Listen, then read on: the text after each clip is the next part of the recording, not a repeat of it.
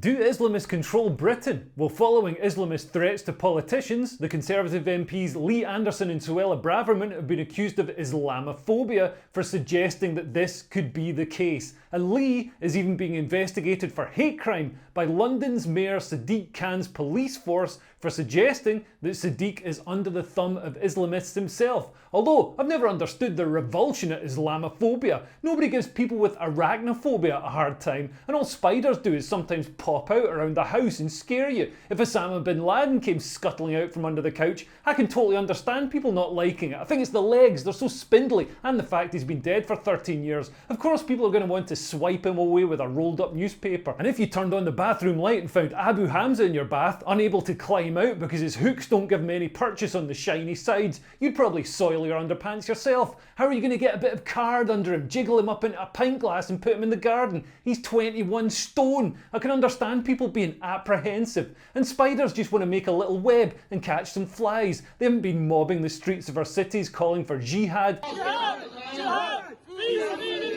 And the extermination of Jews. They haven't desecrated war memorials. They haven't sent teachers into hiding for displaying cartoons. They haven't attacked authors for blasphemy or flown planes into skyscrapers or tried to establish a global caliphate or detonated bombs at pop concerts. Islamists are definitely a bit scarier than spiders. But according to the lefty mainstream, the problem isn't Islamists or arachnids, it's far-right extremists. The white fundamentalists, the people the rise of the extreme right. Obviously. But anyway, I digress. The current furore about Islamists being in control of Britain came to a head last week when political decisions were made in the Houses of Parliament to appease Islamists who'd violently threatened members of that Parliament.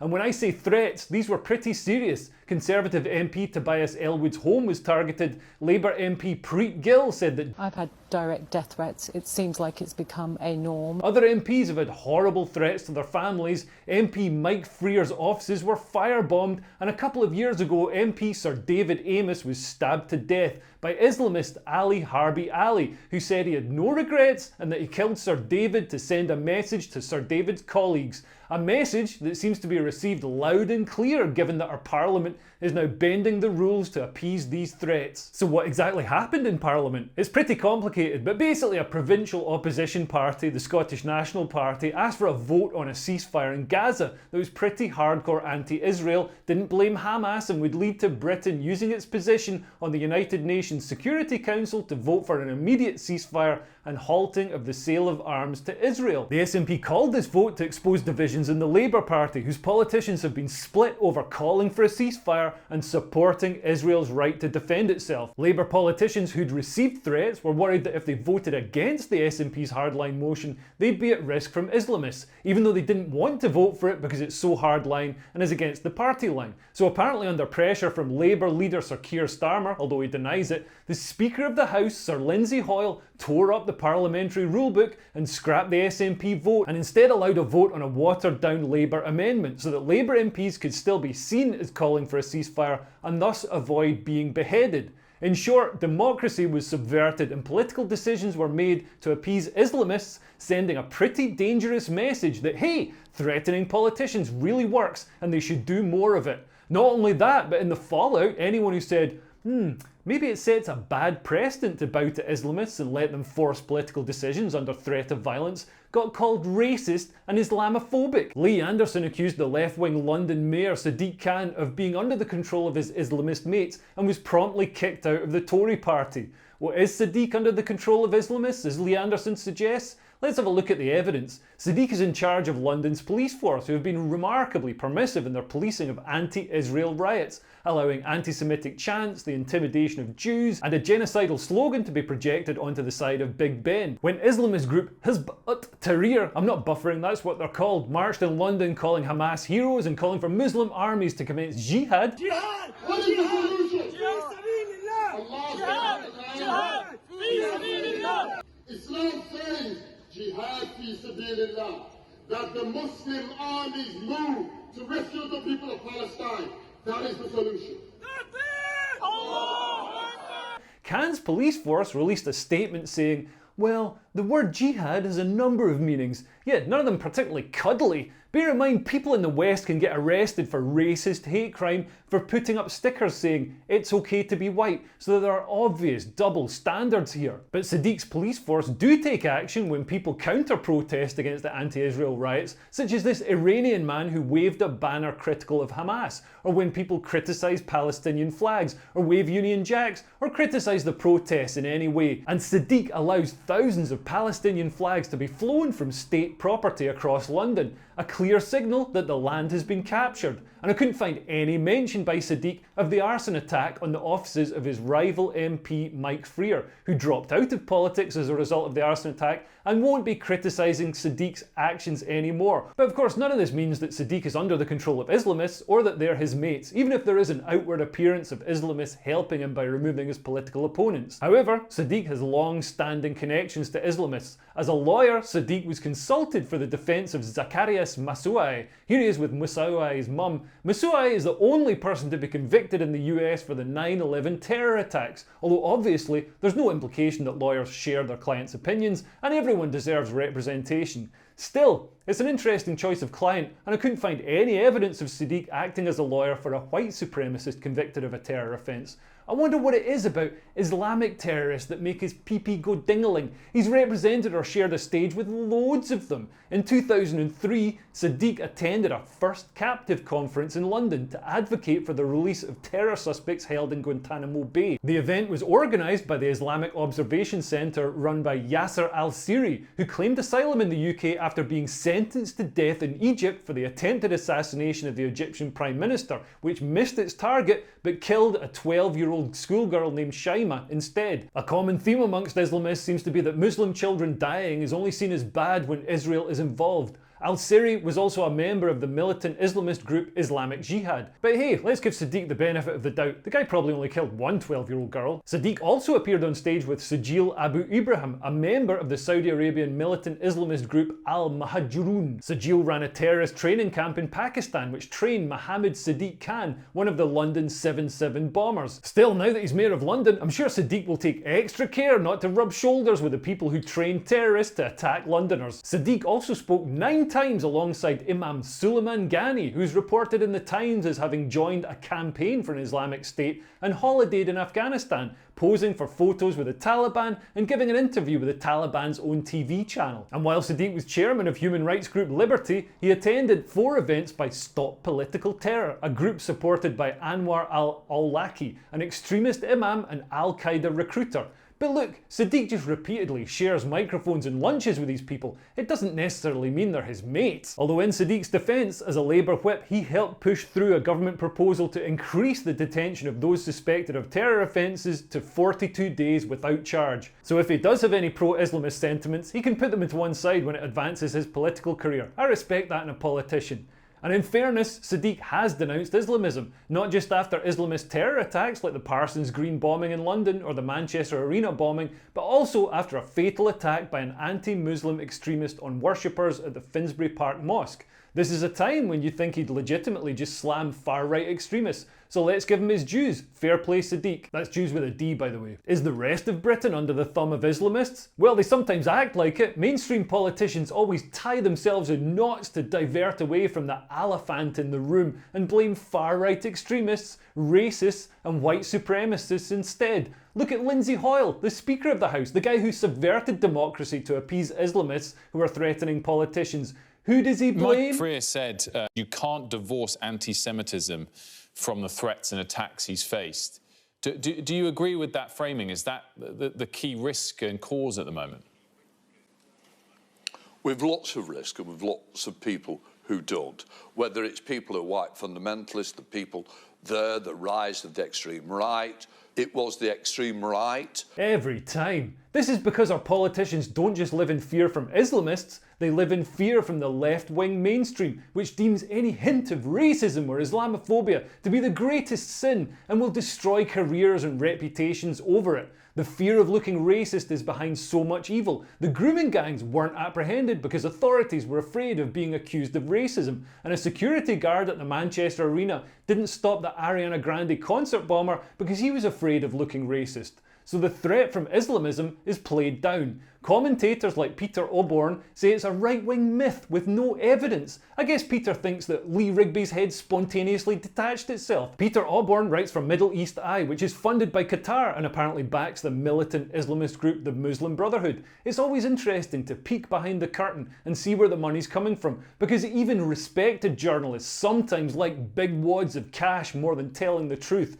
Peter has described the Muslim Brotherhood as a brave organisation and also said that the victims of grooming gangs had accepted the advances of their attackers, which is an interesting way to look at child sexual exploitation. It's amazing what people will do and say to pay the mortgage. Mainstream journalist Tim Walker says he's not aware of any Islamism when he's walking around London, ergo it must not exist. I'm not aware of any burglary when I walk around London, ergo burglary must be a far-right myth too. Although one time I was travelling around London and I got stuck underground because a train in front of me had been blown up by Islamists, which made me quite aware of it that day. Other commentators say that the fear of Islamism is overblown. Well, how hard are we allowed to blow before we're committing a hate crime? According to mainstream commentators, the threat to MPs from Islamists is so serious the Speaker had to upend parliamentary procedure and subvert democracy to appease it, but the real problem is far-right extremists, even though they haven't actually done anything. But also, the Islamist threat is being blown out of proportion by right-wing bigots because they're racist,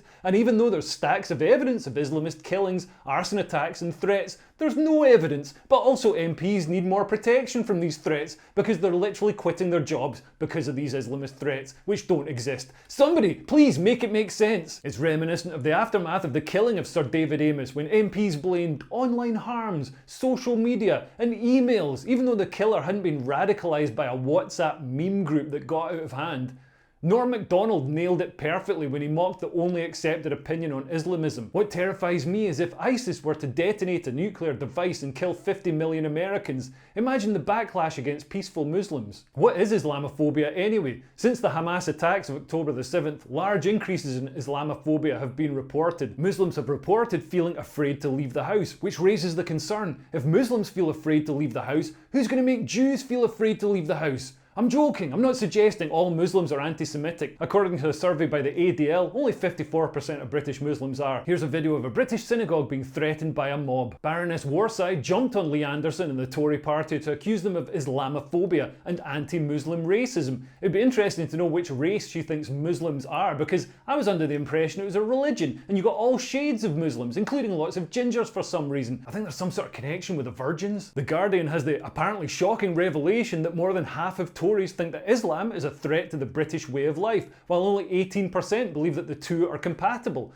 But is this hatred? Aren't these just valid concerns? You wouldn't chastise an Aztec for being concerned about the impact of Spanish immigration on the Tenochtitlan way of life. And it's not as if these views are based on prejudice. They're based on observable fact of what's happened in countries such as Lebanon when Islamists became predominant, and what's happened in this country already. Terror attacks, hate preachers, huge marches calling for jihad, grooming gangs that target children seen as fair game because they're infidels, blasphemous authors assaulted, teachers sent into hiding, films cancelled. I can't help but feel that if Islamists were dealt with and the threats, violence, anti-Semitism, censorship and bigotry ended, Islamophobia would also evaporate. Because to be honest, there's been a very visible rise of Islamism in the UK, thrown into stark relief by the anti-Israel marches. Suddenly the mainstream palliatives for mass immigration, multiculturalism is great, we'll all get along somehow, nummy food, went out the window as we saw huge mobs running rampant, desecrating war memorials and generally behaving in a way that's not very British. Well, unless we've gone to watch a football game in a French town. In our defence, at least we're drunk when we're chucking plastic chairs into the town fountain. The numbers have always been there in the data. The UK's intelligence agency MI5 have 43,000 extremists on their watch list, and 90% are Islamist terror suspects. As this graph shows, there are far more Islamist prisoners than right-wing prisoners at the moment. And instead of tackling it at its roots, authorities turn a blind eye to Islamism and even fund it, as they did when the government funded the notorious Green Lane Mosque in Birmingham that hosted hate preachers. See my video on that, by the way, there's a link in the blurb below. And any organisation set up to tackle terrorism inevitably gets dragged to the left by the progressive cabal that runs the public services in the UK. Prevent, the UK's anti-terror organisation, have been criticised for being too focused on right-wing extremists, who mainly seem to be autistic teenagers teenagers who've downloaded some banned document from the dark web rather than being a credible threat to society. I believe we should protect people, protect Muslims from hatred, but allow ideas to be criticised. Islamophobia is a word invented to stop scrutiny or criticism of Islam by making it akin to racism or xenophobia, which is an easy link as Islam didn't originate in Britain. But Islam isn't a race, it's a religion, and Islamism is a political ideology that wants to reorder society and government according to religious laws. It's been tried in places like Iran and Afghanistan, and I strongly recommend that progressives visit those countries in a gay pride bikini before coming to their final conclusion on the merits of Islamism. Of course, the great Christopher Hitchens saw all of this coming. This is very urgent business, ladies and gentlemen, I beseech you. Resist it while you still can, and before the right to complain is taken away from you, which will be the next thing. You will be told you can't complain because you're Islamophobic. The term is already being introduced into the culture as if it was an accusation of race hatred, for example, or bigotry, whereas it's only the objection to the preachings of a very extreme and absolutist religion. Watch out for these symptoms. They are just symptoms of surrender, very often ecumenically offered to you by men of God in other robes, Christian and Jewish and smarmy ecumenical. These are the ones who will hold open the gates for the barbarians. The barbarians never take a city till someone holds the gates open for them. And it's your own preachers who will do it for you, and your own multicultural authorities who will do it for you. Resist it while you can. Hitchens warned us that the term Islamophobia would be used to stop scrutiny or criticism and hold open the gates of Western civilization, and now we can see that happening in real time. People get called racist a lot more than they get called wrong. It's easier to call someone racist than it is to explain why they're wrong, and if they're right, then calling them racist is the only thing you can do. In these fevered times, with hysterical progressives ready to point and scream, "Islamophobe!" like a Salem teenager finding a witch, why would anyone question Islamism when at best you'll be called a racist and at worst you could be beheaded? Far-right extremists, if you can find any, because they're surprisingly hard to find despite being the greatest threat to democracy apparently, well, far-right extremists must be looking at the trick Islam has pulled and saying, wow, how do we do that for our ideology? Can they invent Nazi phobia and then anyone who questions them is an anti-Nazi racist? And can they get government-funded mosques where they can have hate preachers like Hitler and have big mobs screaming for the elimination of Israel and Jews? Well, I guess that last one is already allowed. You just have to be waving the right flag. Sadiq might not be in the grip of Islamists, but he's in thrall to a worse cabal, leftists. The British progressive left have formed a bizarre alliance with Islamists, clearly visible in the anti-Israel marches. Funnily enough, this is exactly what happened in Iran leading up to the Islamic Revolution in 1979. Although, since the Marxists helped them to take power, the Islamists have been a bit slow in making Iran a magical progressive haven for LGBTQ youth. But everywhere you look in Britain, leftists are shilling for Islamism. Comedian Frankie Boyle tweeted, "If I see the word Islamist, I just assume I'm about to read the incoherent ramblings of a massive racist." But when challenged to post a picture of the Prophet Muhammad to prove that Islamism isn't a problem, he went quiet. And are the hyper-progressive SNP under the control of Islamists? I don't know, but I wish they cared as much about Scotland as they do about Gaza. They put forward motions in the Houses of Parliament to stop people dying in Gaza, even though the life expectancy is lower in Glasgow. And Islamist views seem to be accepted across our leftist public sector, such as when the Ministry of Justice hosted a guest speaker who told Jews to get in the queue behind Muslims. I'm not sure what they're queuing up for. Hummus maybe? They both like hummus. And a judge who decided not to punish 3 women who glorified Hamas militants at a protest was revealed to have been openly anti-Semitic on social media, which doesn't bode well for the impartiality of our judiciary. You'll hear a lot of people say that demographics is destiny, and there's an assumption that because of mass immigration from Muslim countries and a higher birth rate in Muslim communities, at some point in the future, they'll be in the majority and will take power. In reality, they don't need a majority. A motivated minority can and will exert power over a disenfranchised majority. Intimidation of politicians is part of that, and I think we're seeing that with the cultural hijacking of Marxist trends such as DEI and the invention of Islamophobia as a concept to silence criticism of Islamism. People have their head in the sand. Jewish pressure groups such as the ADL monitor and criminalise every possible thing that far-right groups do. but ignore the growth of Islamism, even though it poses a slightly bigger existential threat to Jews than a white guy with a few stickers. And if we're being real, when the poop hits the fan, it'll be right-wing men who'll be defending Jews. I can see within a generation support for Israel withering in the West as young leftists come of age and Islamists grow in number and confidence. People can scream racism or Islamophobia all they like, but history is full of lessons. Anyway, thanks for watching. Please like and subscribe and share this video with your local MP. And if you want to support me making these videos, you can become a Patreon. From as little as £3 a month, you get access to exclusive content, and all my other videos are on there that you might want to check out, such as one about the Green Lane Mosque scandal and another one on political Islam. Okay, thanks for listening. I've been Luke Kears. Goodbye. Bye bye.